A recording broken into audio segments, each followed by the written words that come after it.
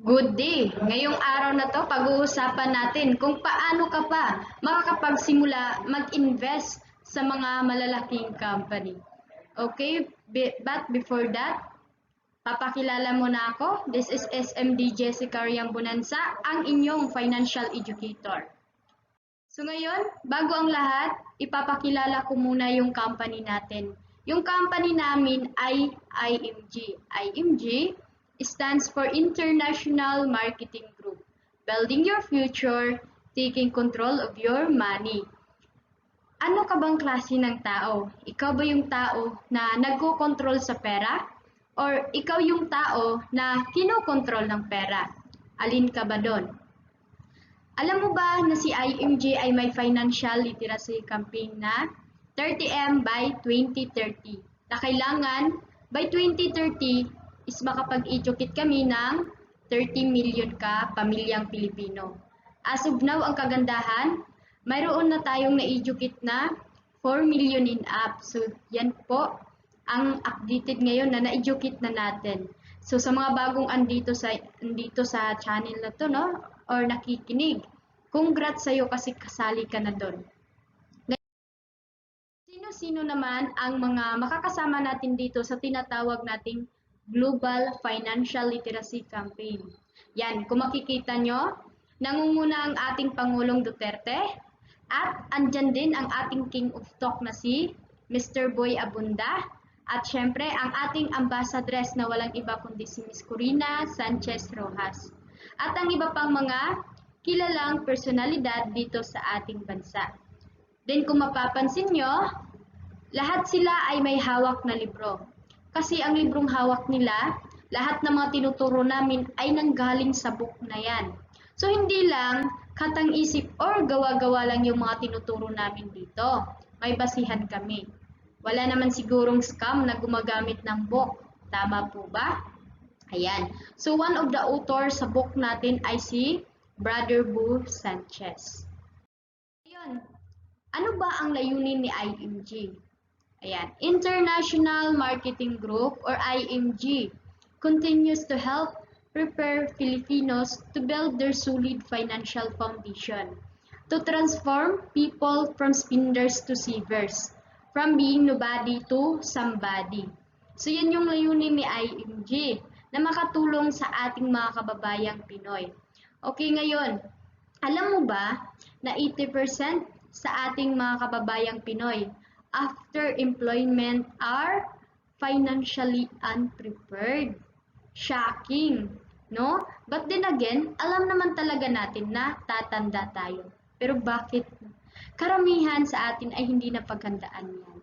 So, kaya andito si IMG, nagtuturo ng financial education. Ngayon, ito yung book na ginagamit natin na kung saan tinawag siyang SSBYF. Bakit? Kasi yung title ng book natin ay The Secret to Saving and Building Your Future. Sa likod ng book natin, may nakasulat dyan na financial education is not just for the wealthy. It's for everyone. So hindi lang pala pang mayaman ang financial education. Kung ano man yung status ng buhay mo ngayon, mahirap ka man or mayaman, para sa iyo to, para sa ating lahat ito. Ngayon naman, ang pag-uusapan natin ay nasa chapter 7 ng book natin. Ito po siya, Growing Wealth Through Investment, nasa page 73. How you can make money through mutual funds. So, hindi ko na patatagalin pa, aalamin natin kung paano nga ba tayo mag-invest sa mga malalaking company gaya ng Jollibee, Dito, SM, BPI at iba pa. So ngayon pag-uusapan natin kung paanong sa halagang 5,500 mo ay pwedeng-pwede ka na makapag-invest through mutual funds. Saan nga ba magandang ilagay ang pera ko o ang pera mong pinaghihirapan? Kung ikaw tong nasa gitna ngayon at nag-iisip ka kung saan nga ba magandang ilagay ang pera mo, alam mo ba kung tayo ay hindi financial literate, ang unang-una talaga nating may isip ay kay bank maglagay ng pera. Ngayon, kung kay bank tayo maglalagay ng pera, ang tawag sa atin ay depositor. At magkakaroon tayo ng tinatawag na savings account. Ngayon naman, alam mo ba kung ano ang ginagawa ni bank sa mga perang nilalagay natin sa kanya? Siyempre, si bank hindi naman yan papayag na hindi siya kumita kasi malulugi ang company nila. So, ang ginagawa niya sa mga perang nilalagay natin sa kanya, ini-invest niya yan sa mga tinatawag na financial institution like government securities, commercial papers, and then follow. So, dyan niya ini-invest yung ating mga pera. Then ngayon, alam mo ba kung magkano ang nakukuhang interest dito ni bank? Si bank ay nakakakuha dyan ng 12% interest. Ngayon ang tanong, magkano ba yung binabalik sa atin ni bank bilang isang depositor? Ang nakakalungkot is 0.25% interest lang. Ngayon, niluloko ba tayo ni bank? Siyempre, hindi. Kasi alam naman talaga natin na bago tayo maglagay kay bank ng pera, ay mayroon tayong pinirmahan na kontrata. Then, siyempre, hindi din namin sinisiraan si bank. Kasi yan talaga ang katotohanan na maliit lang ang interest na binabalik sa atin ni bank. Ngayon naman, paano kung tayo ay financial literate at alam natin tungkol kay mutual fund?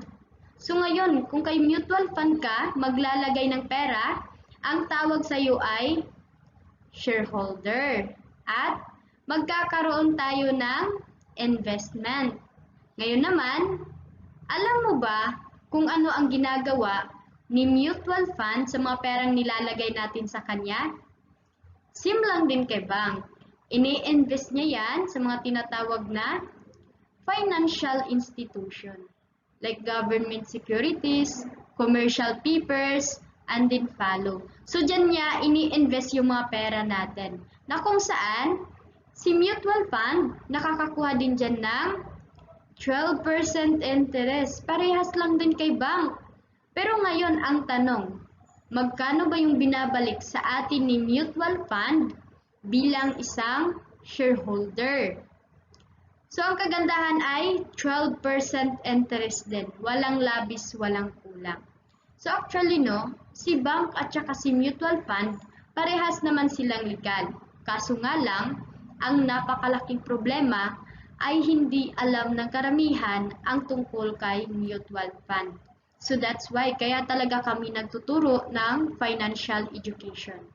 Ngayon naman, ipapakita ko sa inyo yung updated interest na binibigay sa atin ni bank. Yan. Ito yung updated interest na binibigay sa atin ni bank. Noong December 1, 2020 pa yan.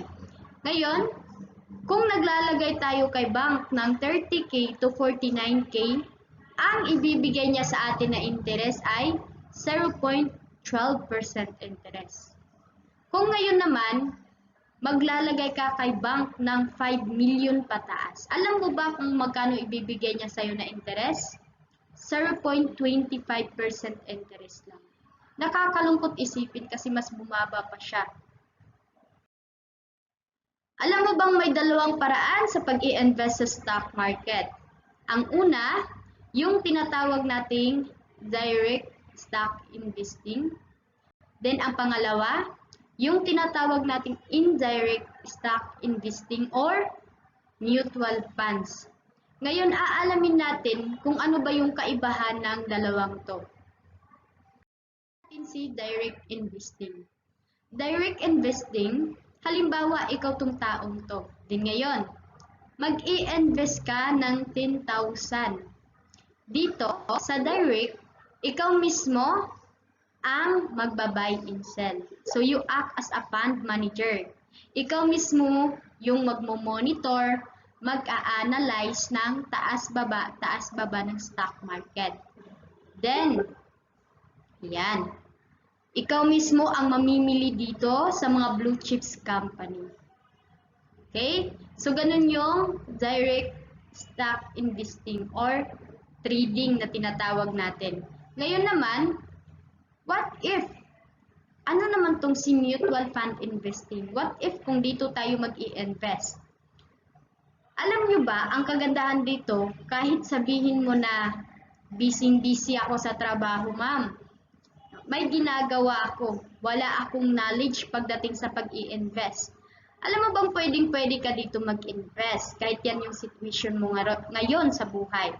Kasi dito, mayroon na tayong fund manager na kung saan itong si fund manager ay expert pagdating sa pag-i-invest. So siya na yung bahala sa pera mong mag-invest dito sa mga blue chips company or sa mga malalaking company. Then ang kaibahan ni mutual fund or indirect investing sa kay direct investing, dito maliit lang ang halaga na kailangan mo. Yan. Kahit maliit lang, kahit 1,000 pesos, pwede ka na makapag-invest. Unlike kay direct, kailangan mo dyan ng malaking halaga. Ngayon naman, ihalin tulad natin siya sa isang bus para mas maintindihan talaga natin siya. Unahin natin si direct stock investing or yung tinatawag nating trading. So dito, ihalin tulad natin siya sa isang bus na kung saan sa isang bus, ikaw ay driver or fund manager. Ngayon ang tanong, ano ba yung ginagawa ni driver or ni fund manager? Diba sila yung nagmo-monitor, nag-a-analyze ng taas-baba ng stock market. Din ngayon, ganun din ang ginagawa ni driver. Nagmo-monitor, nag-a-analyze ng kanyang pagdadrive. At the same time, si fund manager at si driver, kailangan nila ng malaking time sa kanilang tinatrabaho, sa kanilang ginagawa, kailangan nila ng maglaan ng malaking oras. Bakit?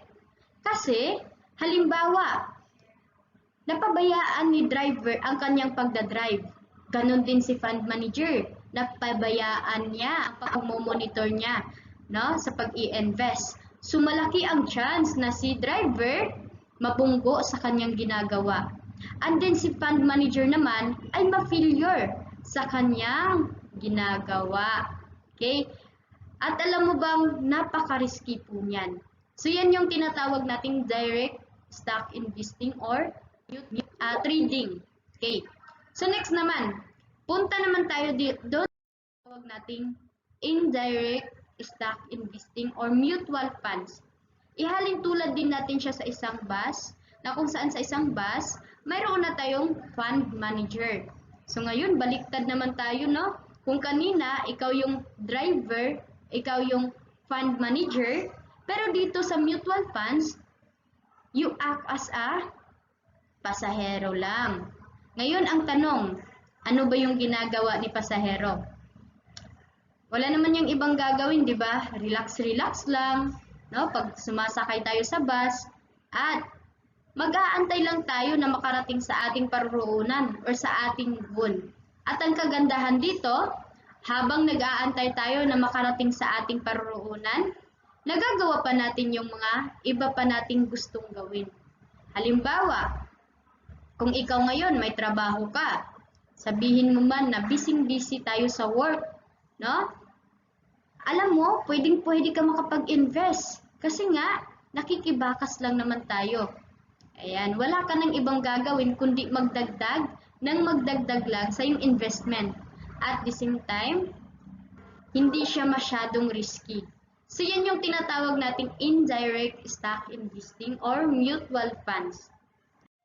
So ngayon ipapakita ko sa inyo kung paano ba or workflow mutual fund. So paano ba tayo dito, no? Sa mutual fund. Ano bang galaw ng mutual fund natin?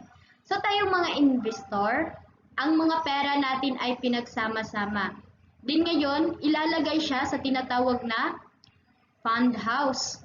Ngayon naman, itong si fund house, mag-a-appoint yan ng mga tinatawag na fund manager. Na kung saan, itong si fund manager ay expert pagdating sa pag-i-invest. Yan. Then yung pera naman natin, ini-invest yan ni fund managers sa mga tinatawag na blue chips company or sa mga malalaking company.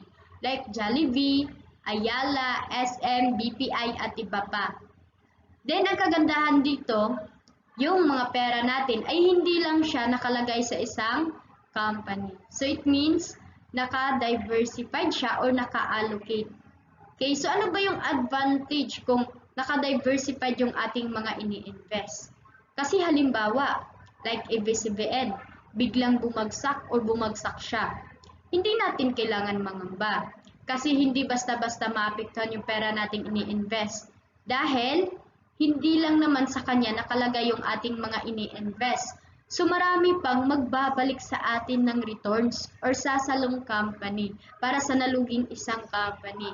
Okay, so yan yung advantage kung naka-diversified yung ating mga ini-invest. At tsaka siya mag-generate into returns pabalik sa ating mga investor. So yan yung workflow of mutual fund natin.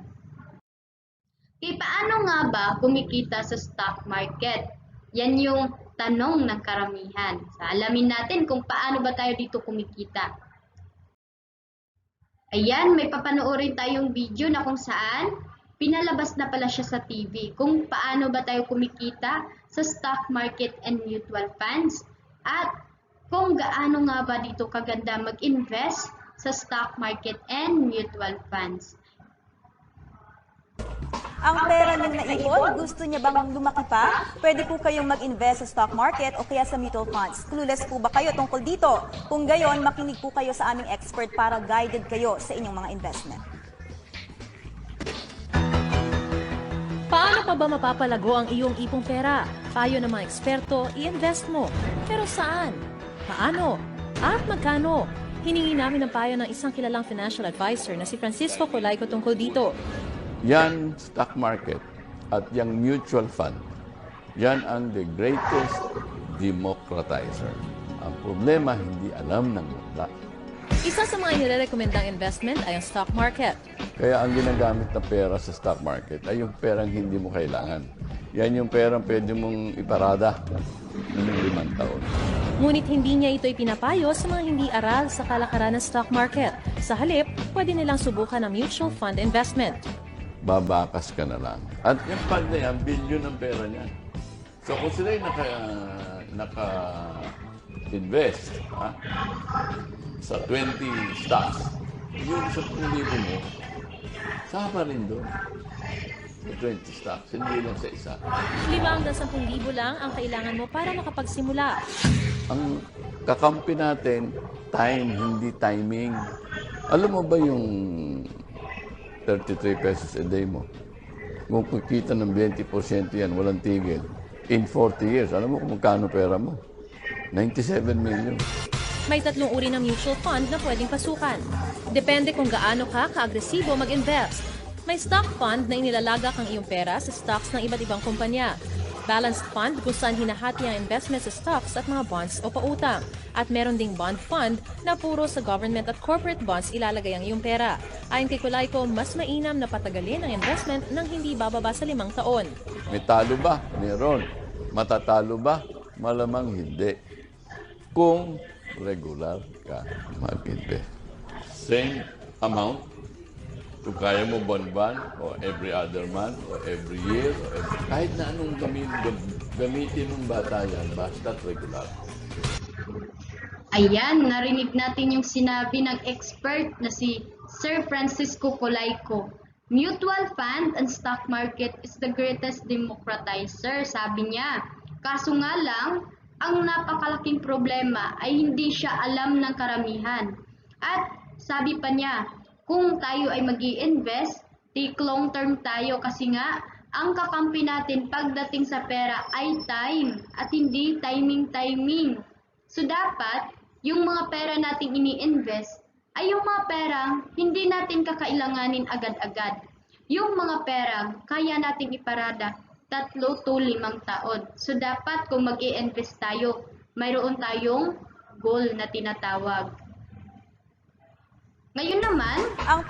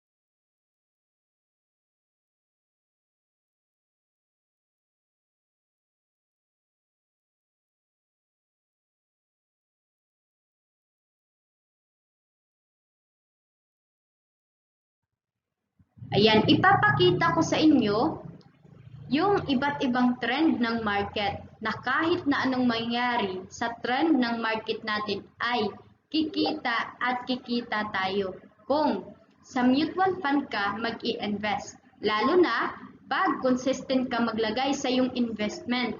So dito, meron tayong sample na nag-i-invest ng 1,000 every month. Kung mapapansin mo yung trend ng market natin is pababa siya, then pataas. Ngayon, sa unang buwan, paanong nakabili tayo ng 100 shares na mayroong 10 pesos na price ng stock market. So yung 1,000 natin, i-divide lang natin siya dito sa 10 pesos na price ng stock market. So 1,000 divide 10 pesos is equals to 100 shares. Ganon din dito. 1,000 divided by 12 pesos is equals to 83.33 shares. And then, follow. So, yan. Ngayon, ang tanong, paano natin malalaman kung magkano yung kikitain natin? No? Or magiging natin dito? Ang gagawin lang natin dyan, i-add lang natin lahat ng shares na nabili natin within 6 months.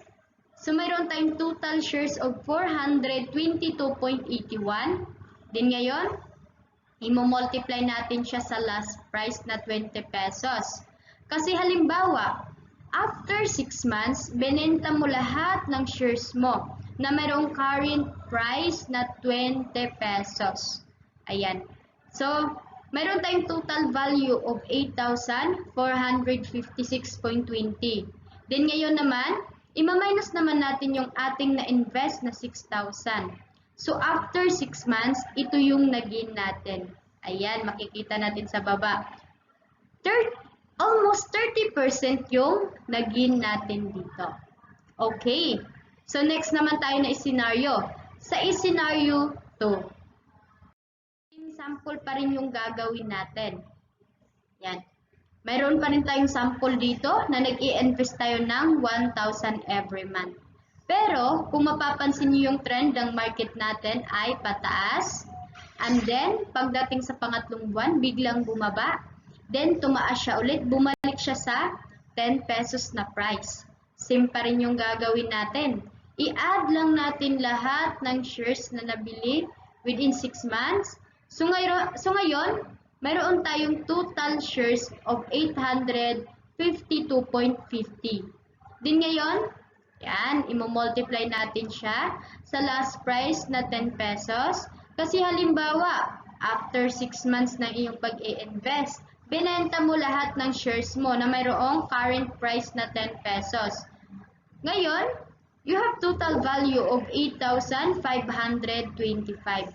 Then, i-minus naman natin yung ating na-invest na 6,000. So, after 6 months, ito yung kinita mo. Ayan. So, nakagain ka dito ng almost 30% pa rin. So, ang laki na niyan, di ba? Kaysa ilagay mo sa bank, wala pang 1% ang magigain mo. Okay, next naman tayo sa scenario 3. Same sample pa rin tayo na nag-i-invest ng 1,000 every month. Pero, tingnan natin yung trend ng market natin. Iba na naman siya, pataas. Then, pagdating sa pang-apat na buwan, biglang bumulusok pababa. At tumaas siya ulit, pero hindi na siya nakabawi sa 10 pesos na price. So, ngayon, ang tanong dito, kikita ba tayo? Yan, makakagain pa ba tayo? Aalamin natin siya. Okay, i-add lang natin lahat ng shares na nabili natin within 6 months. So, mayroon tayong total shares of 2,550. Din ngayon, i-multiply naman natin siya sa last price na 5 pesos. Kasi halimbawa, after 6 months ng iyong pag-i-invest, yan, binenta mo na lahat ang shares mo na mayroong current price na 5 pesos. So, meron tayong total value of 12,750. Din ngayon, ima-minus naman natin yung ating na-invest na 6,000. So, after 6 months, nakagain tayo ng ganito. Bakit ganon? Bakit mas malaki yung nagain natin dito? kumpara sa mga sample natin na dalawa kanina sa scenario 1 at scenario 3. Scenario 2. No? Bakit dinobli yung pera natin dito sa scenario 3? Ayan, aalamin natin siya at sasagutin natin yan. Kasi nga, pagdating sa pang-apat na buwan, yung trend ng market natin ay bumulusok siya pababa. So ngayon, sa halagang 1,000 na ating ininvest, mayroon na lang siyang current price, no, or price sa stock market na piso. So ngayon, magkano ba yung nabili mong shares sa halagang 1,000 na iyong ininvest? Yan. Siyempre, 1,000 shares din kasi peso na lang ang price ng stock market pagdating sa pang-apat na buwan.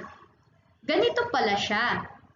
Kapag pala bagsak yung ekonomiya natin, ay mas marami tayong shares na mabibili. Kasi nga mura ang price ng stock market or price per shares. Ayan. Kagaya ngayon, no? Mayroong pandemic, mayroong COVID. Ayan, pandemya.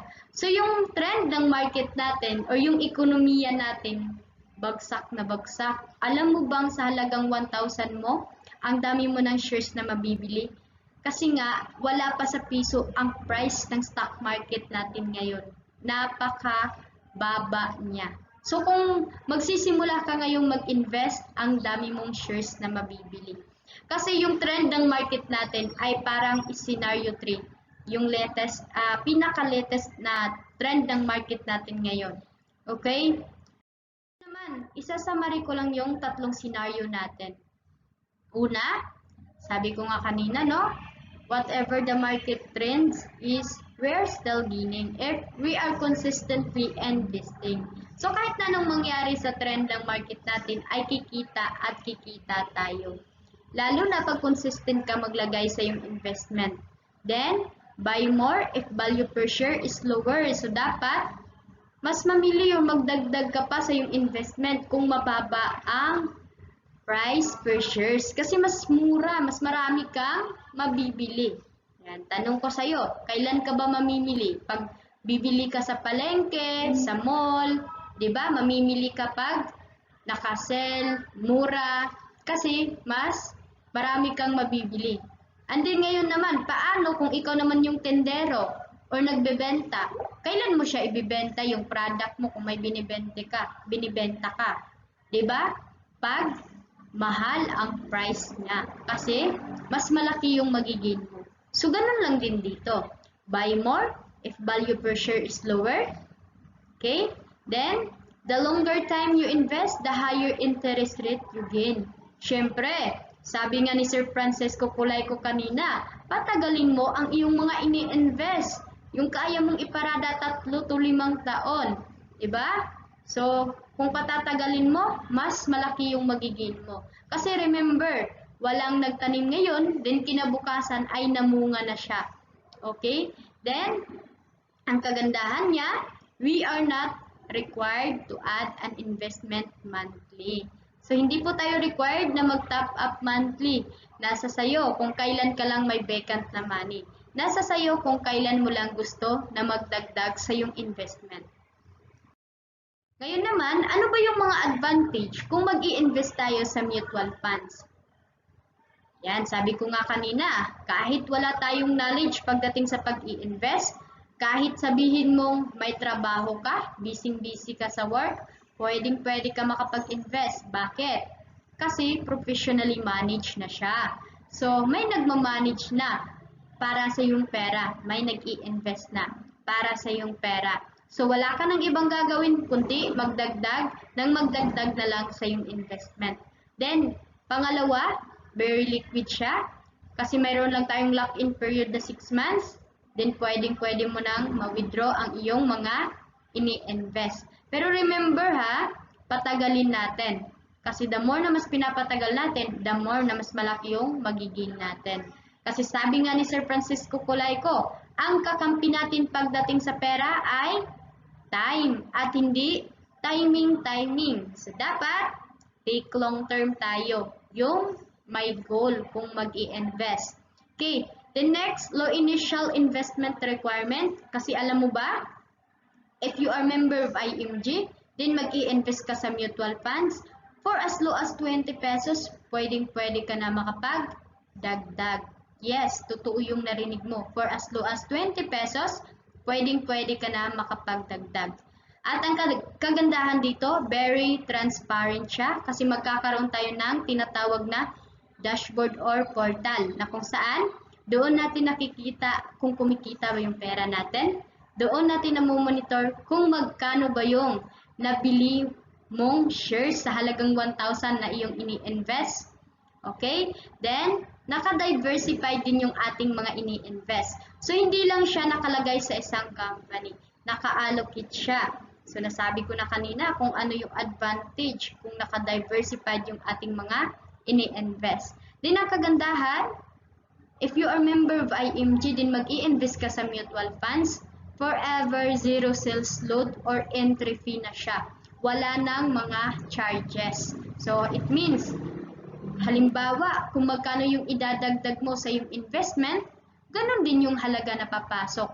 At kung magkano naman yung i-withdraw mo, ganun din yung halaga na mawi-withdraw mo. If you are member of IMG. Then ngayon naman, free tax din tayo kasi mandated siya ng government. So, yan. Next, paano ba mag-umpisa sa stock market? Na pwede naman tayong mag-invest kahit hindi tayo member ni IMG. Pero, ito yung kaibahan niya. Ang tawag natin dyan, outside IMG. So, ang kaibahan niya, if you are outside of IMG, yan. Ito siya, dadaan ka po kina bank, broker at agent, na kung saan, itong si bank, broker at agent, makaka-earn yan sila ng komisyon sa yung mga ini-invest.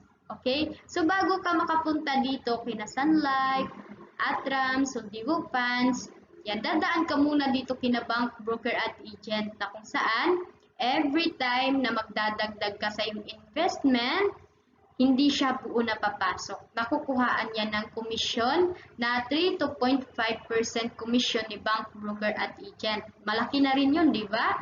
So, every time yan ha, na magdadagdag ka, nakukuhaan yan ng komisyon ni bank, broker at agent. What if naman, kung member ka ni IMG, ano ba yung kaibahan niya? Pag member ka ni IMG, din gusto mo mag-invest dito sa mga financial companies. Yan, ang ganda ng tanong. Kasi, if you are member of IMG, ibabypass mo na itong tinatawag na middleman. Alam mo bang direct access ka na sa mga financial companies pag member ka ni IMG?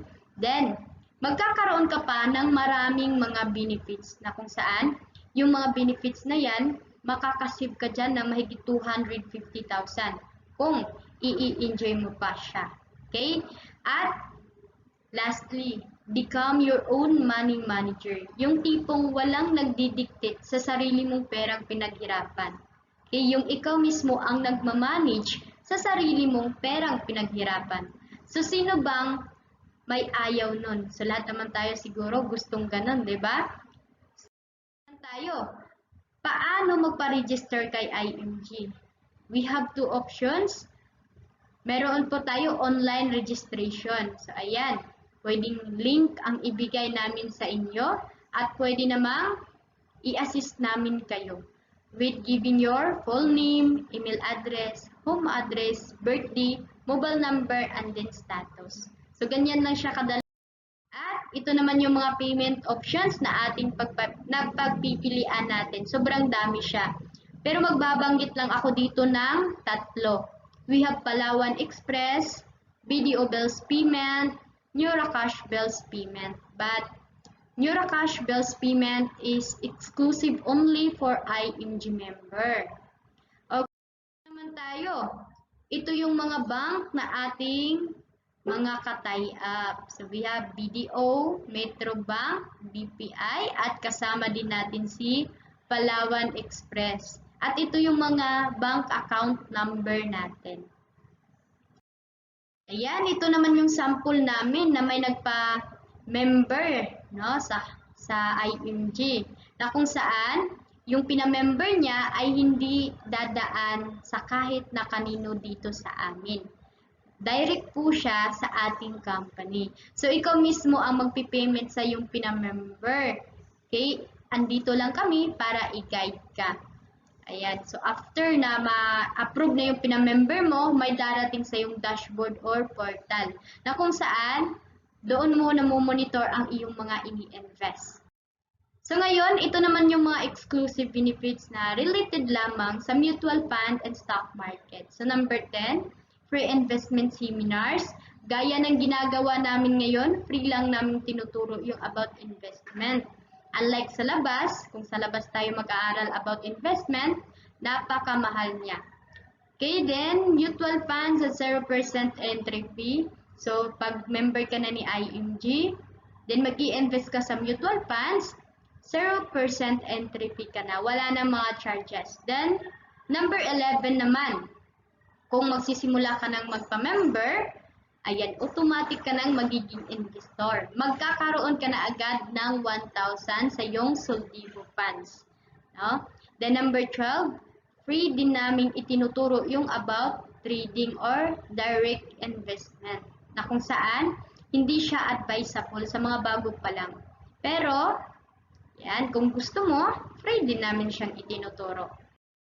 So next naman, ito yung mga benefits na ating matatanggap pag once na member na tayo ni IMG.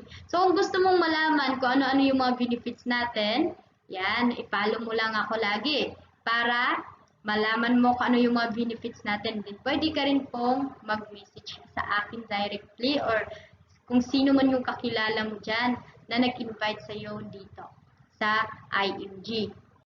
Ayan. So ito yung ating recommendation para maging forever tayong member ni IMG, become a lifetime member ni IMG. Sa halagang 5,500. One time, lifetime na yan. So isang beses ka lang magpa-member, then forever ka nang magiging member ni IMG. Yan. Ano ba yung matatanggap natin pag member na tayo ni IMG? Magkakaroon tayo ng 62 benefits. At kagandahan dyan, yung 1,000 mo, direct na sa yung investment. So kung tutuusin at iisiping maigi, yung pinamember mo, 4,500 lang. Okay? Then, ang kagandahan, itong account mo, mapapamana mo pa yan sa anak mo pagdating ng araw. So ngayon naman, ayan, ito yung sinasabi ko kanina na matatanggap natin na dashboard or portal na kung saan dito natin makikita ang ating mga ini-invest. So, andito po si Soldivo Funds. Yan. Then, we have Fidelity Life.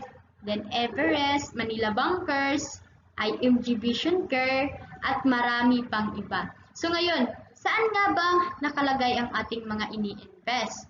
Yan, andyan si Soldivo Funds. Pag-click natin dyan, View Portfolio, lalabas dyan. Makikita mo kung kailan ka nagdagdag sa iyong investment.